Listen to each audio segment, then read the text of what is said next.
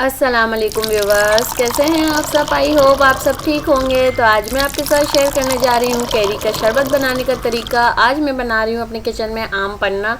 बहुत ही मज़ेदार सा और रिफ़्रेशिंग सी समर स्पेशल ड्रिंक आज हम बना रहे हैं और इसे बनाना बहुत ही आसान है। अगर आपने अभी तक इसको ट्राई नहीं किया है तो जल्दी से आप बना लें, क्योंकि गर्मियों का मौसम बहुत ज़्यादा है और ये आपको गर्मी से बचाता है और गर्मी लगने बिल्कुल नहीं देता है। इसको पीने के बाद आपको गर्मी लगेगी ही नहीं, आप बिल्कुल हल्का हल्का ठंडा ठंडा सा फील करेंगे।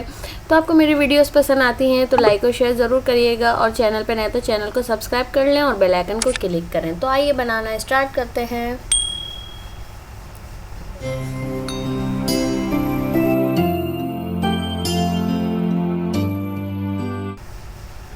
बिस्मिल्लाहिर्रहमानिर्रहीम। तो यहाँ देखिए मेरे पास 2 कैरियाँ हैं और ये जो है मैंने पहले इनको 3-4 घंटे के लिए पानी में डिप करके रख दिया था ताकि इनकी जितनी भी गर्माइश है निकल जाए।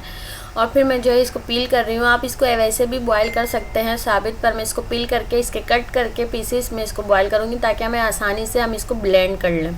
आप चाहे तो इसे साबित भी कर सकते हैं, कुछ लोग इसको साबित भी करते हैं, जैसा आपको पसंद हो आप उस तरीके से कर लीजिएगा। तो यहाँ देखिए मैं इसके जितने भी पीसेस है सबको कट कर लूँगी अच्छे से, और ये जो गुठली है आम की हम इसको डिस्कार्ड कर देंगे। तो यहाँ देखिए ये 2 कैरी से इतने सारे से जो है निकले हैं। तकरीबन आप इससे 7 से 8 गिलास बना सकते हैं आसानी से, क्योंकि कैरी खट्टी होती है और ये बिल्कुल खट्टी कैरी है। तो इसमें हम जब चीनी ऐड करेंगे और पानी इसमें और ऐड होगा तो आप इससे आसानी से 7-8 गिलास बना सकते हैं।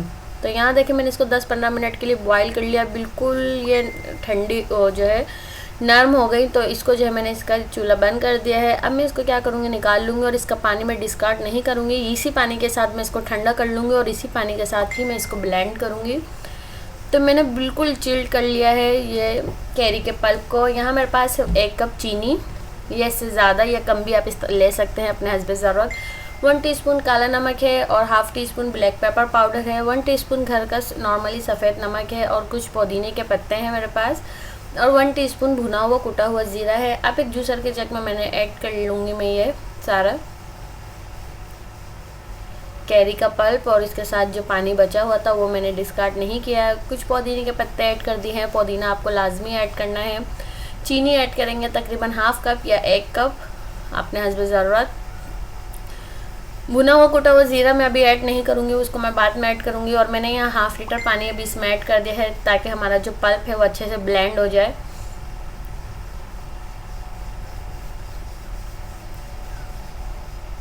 और आपको बिल्कुल बारीक पीसना है क्योंकि इसमें पुदीने के पत्ते भी ऐड हैं, बिल्कुल बारीक हो जाना चाहिए।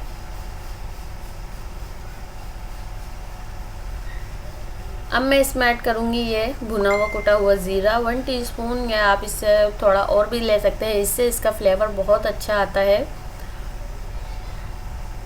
एक दफ़े इसको अच्छे से मिक्स कर लेंगे, सिर्फ ब्लेंड करना है मिक्स करने के लिए। तो अब मैं इसको क्या करूँगी, किसी एक बाउल में छन्ने के ऊपर इसका जितना भी पल्प है सबको छान लूँगी। इस तरीके से आपको करना है,